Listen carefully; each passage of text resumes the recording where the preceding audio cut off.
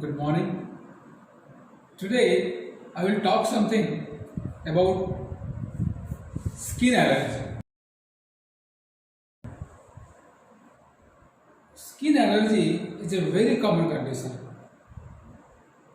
It can happen in any part of the body, like your hands, face, foot, trunk. So it can affect any area of the body. So what happens here? So usually you will get a rash. Either you will get small eruption, or in a chronic case you may bigger eruption along with itching.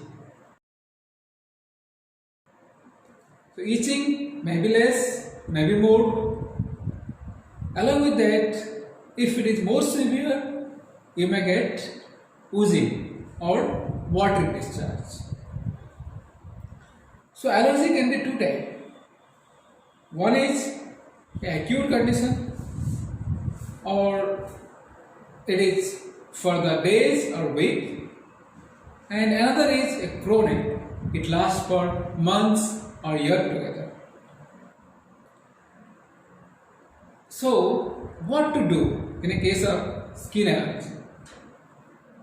First thing is, we should stop applying all other cream, all other medication on the affected area which is without prescription or even prescription from other doctors. So first, we have to diagnose whether this is a skin allergy, which term is most commonly used by people for anything on skin. One of the most common conditions which we misdiagnose for skin allergy is an infection. Either a fungal infection, which we discussed last time, or it can be parasitic infection like scabies. So we have to differentiate between an allergy and an infection. This is the first thing we have to do. When infection is ruled out, we can go for treatment of allergy. So treatment of allergy can be simple or it can be long process. So for the allergy where there is a known offending agent, for example, a medication, a color, any other substance which come in contact with skin, and after that the itching and swelling starts, so we can avoid that things or avoid that allergens, and we will get relief of the symptoms. Along with that, we can use some medication which can control the inflammation, like a steroid cream. But sometimes, if the allergen continue to be exposed for a long time, so they start a condition or they do some changes in skin which activate our immune system, and this allergic process can go on for months or years together, even if we remove that offending agent or allergen. In this case, we need to treat this allergy very carefully, choosing appropriate drugs, so either topical or systemic like tablets, which can be given for a long time. So here we have to be very careful what kind of medication we are choosing or what kind of topical drugs we are choosing, because sometimes even the topical medication what we use can aggravate the allergy. So that we have to see.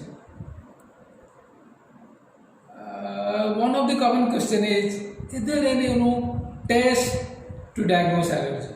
Yes, there are some tests like patch testing, where we'll put the allergens on the back and do a reading after 24 or 48 hours to see whether a substance is allergic to the person.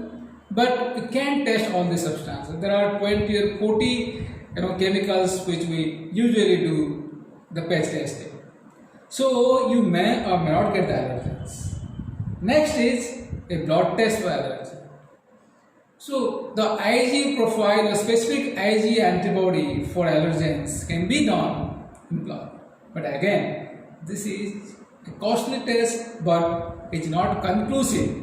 Even if you have a specific antibody for allergens, you may not be allergic to that substance, and sometimes even if you don't have that IgE antibody and you are allergic to the substance, so you have to make relevance to this test with the clinical profile of the patient very carefully. Just doing the test is not enough. There are many people who are doing the test, spending money, but they're not getting the result. So we have to evaluate your profile clinically, and if necessary, we can supplement with a blood test. So we discuss about the symptoms, then treatment, and if any test is available. Next is, if this allergy can be systemic, or if you have any changes in other part of the body, like your brain, heart, lungs, kidney and all that. So usually skin allergy don't affect any other part of the body, but yes, skin allergy can be related to asthma also. So because asthma happen when your airways is sensitive to the allergens, so this is a condition you may be associated with skin allergy. So the proper treatment of allergy is important, and avoid self-medication, plan the treatment, diagnose the thing properly, and start a medication as advised by your doctor. Thank you.